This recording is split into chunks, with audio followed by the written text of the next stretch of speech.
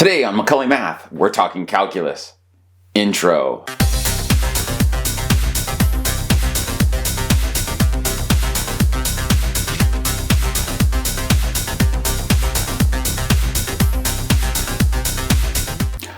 Hello, I am Professor Macaulay, and this is Math 200, lesson number 1, a preview of calculus. We have a few goals today. We're going to try and understand calculus and explain what it can do. We're going to compare and contrast calculus and pre-calculus. We're going to introduce the tangent line problem and discuss its significance to calculus. And finally, we're going to introduce the area under the curve problem and try and discuss its significance to calculus. At its most basic level, calculus is the study of how things change. Pre-calculus mathematics deals with objects and situations that are uniform, static, or with constant movement. For example, in pre-calculus, they might ask you to find the area of a circle. What is the slope of a line? What is the average speed of a car as it travels from point A to point B? In general, this is not how the real world works. If you drop a ball off a building, it will begin to move towards the ground. Not only that, but it will continue to accelerate and get faster and faster until it hits the ground. If you let the air out of the balloon, the smaller the balloon gets, the faster the radius of the balloon seems to shrink. The creation of calculus was an attempt to mathematically model the motion and change of the real world. Calculus is used in the real world for everything from how medicine interacts with the body to space travel and to how gravity interacts with heavenly bodies. Calculus is really rocket science. The difference between pre-calculus and calculus. Just to get us started, let's talk about how we will see some of the different tasks that we saw in pre-calculus revisited in calculus. The main difference in the calculus versions of these problems that you've already seen from pre-calculus that we will be using a limit process to find exact values.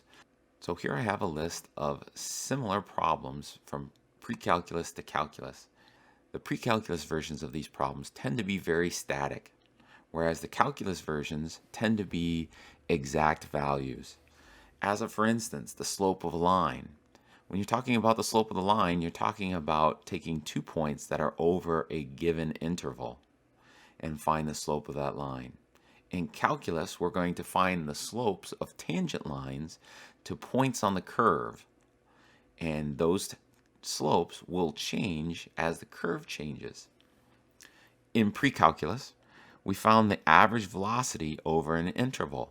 If a object moved 10 feet over 5 seconds, that is an average velocity.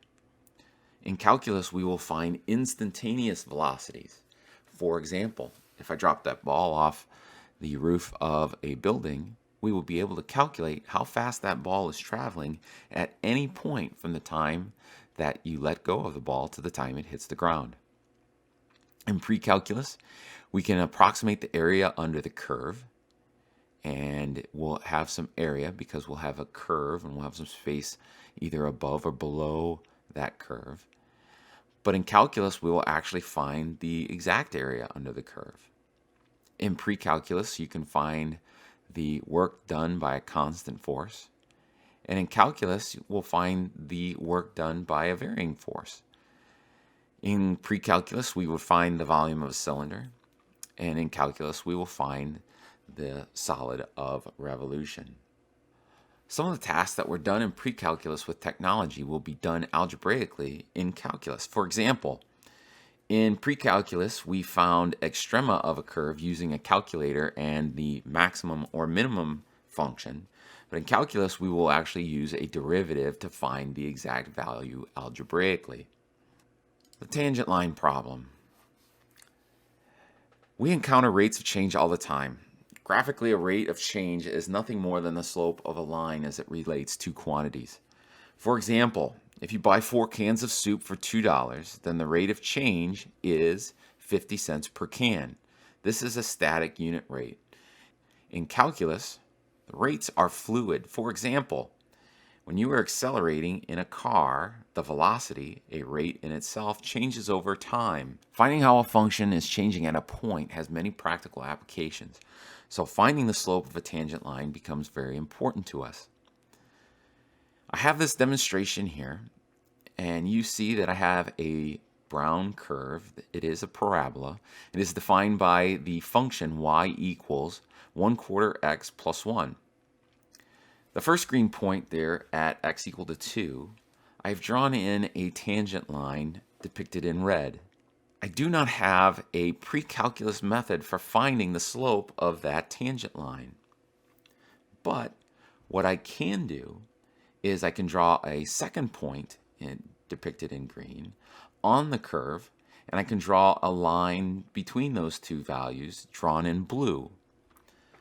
The slope of this blue secant line is an approximation of the red tangent line. It's not a very good approximation, but it is an approximation. If we go back and we recall the slope equation here, the slope equation is m equals to y2 minus y1 over x2 minus x1. If I let the first point be my x1, y1 point, and the second point be my x2, y2 point, and I let the x2 point get closer and closer to the x1 point, I will get a better approximation of my tangent line. The problem occurs when the second green point actually becomes the first green point. Here you'll see that we have a division by 0 when x2 becomes x1, and we have x1 minus x1 in the denominator. We will use a limiting process to help us fix this particular problem. The area problem. The second main idea of calculus is the integral. At its most basic level, the definite integral is used to find the area of a curve over a given interval. In this demonstration, we have a given function. If we arbitrarily wanted to find the area under the curve between x equals 2 and x equals 6, it would look like the light blue region depicted here. Finding the area of a curve can be thought of as finding the total of a function under a given region. Later we will use the terminology, the integral, as an accumulator. Now in pre-calculus, we could approximate the area under the curve by using rectangles, which we'll call Riemann's sum. In this demonstration, we have used 8 rectangles to create an approximation of the area under the curve that was shown in the blue region a moment ago. But we can see clearly by the fact that there is some area that is not covered up by the yellow rectangles that we have some error with our approximation. In fact, if we added up the area under the yellow rectangles, we would end up with an under approximation. In the third portion of calculus, we will find the exact value of this area by using the integral, which allows an infinite number of rectangles with negligible width. Again, we have to use a limit. So we're going to finish up here with a couple of examples, and the directions for these 2 examples are: determine if the following problems can be solved by pre-calculus or if calculus is needed. If pre-calculus is needed, solve the problem. If calculus is required, find a problem-solving method to make a reasonable estimate. So this first problem here says find the distance traveled by a car traveling at a constant velocity of 25 miles per hour for 3 hours. What they're asking us to do is to find a general distance based on a constant speed and a constant time. So clearly, that particular problem will be solved using pre-calculus. From physics, we know that the velocity equation is the velocity equals the distance divided by the time. And since this question asks us to solve for distance, what we're going to do, we're going to solve for d.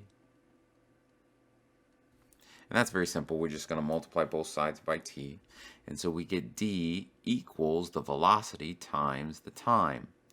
Now in this particular instance, they give us a velocity of 25 miles per hour for 3 hours.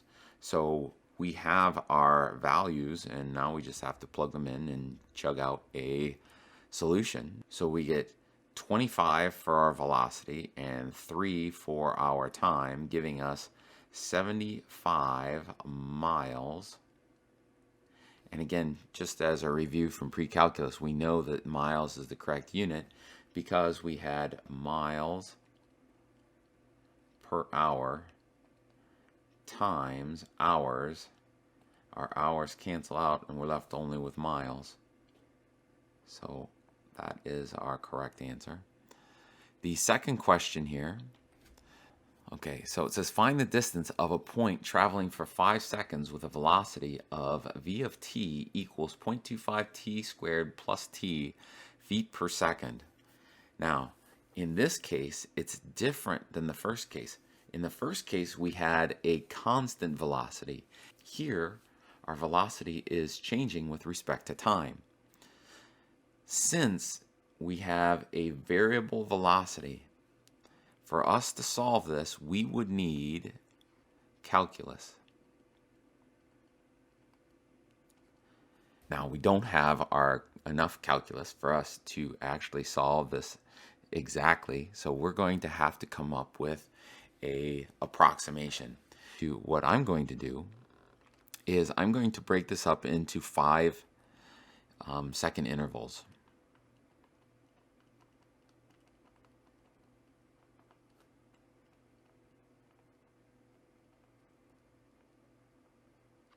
Now, if I broke it up into more intervals than that, I would have a better approximation than this. But bringing it into 5 second intervals makes it a lot easier for me to make the calculations for the speed. So here's what I'm going to do. I am going to calculate the speed at each of the first 5 second intervals, and then I'm going to multiply it by 1 second so I can calculate the distance traveled for each 1 second interval. So I'm going to first calculate my velocity. Let's pull this down a little bit. I'm going to calculate the velocity at 0 seconds. I'm going to calculate the velocity at 1 second.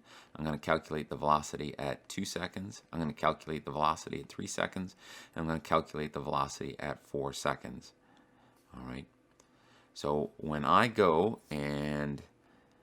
So let's go to our Desmos graphing calculator, and we're going to use this Desmos calculator to do some repeated calculations for us. And remember, Desmos doesn't always like the variables that I choose, so I'm just going to go y1 is equal to 0.25x, and then we'll go shift, and then the caret key to get our square in there, and then just plus x. And since we have to make calculations 5 times, I'm going to enter a table. I'm going to hit the plus key, enter table, and then I got to define my variables here. So I'm going to call this one just x, and then I'm going to call this x. I'm going to call this y1. We're going to enter those values from the previous page, and they were 0, 1, 2, 3, oops, 0. They were 0, and then 1, and then 2, and then 3, and then 4. And so these are the velocities that we have for the given second intervals. So the velocity at 0 was 0. The velocity at 1 was, let's go back, 1.253. Okay, so 1.253, and then 5.25 and 8. 5.25 and then 8. Now, we know what the velocity is, and over each of these, we have a time equal to 1. We have a time equal to 1 because they are 1 second intervals. And so if we use distance equals velocity times the time, we have, for this first one, we would have 0 times 1 equal to 0. We would have 1.25 times 1 equal to 1.25. We would have 3 times 1 equaling to 3. We would have 5.25 times 1 equaling to 5.25. And then 8 times 1 equaling to 8. Now these are all distances, and so the total sum of these values is 17.5 feet. Now, we would consider this to be an underestimation.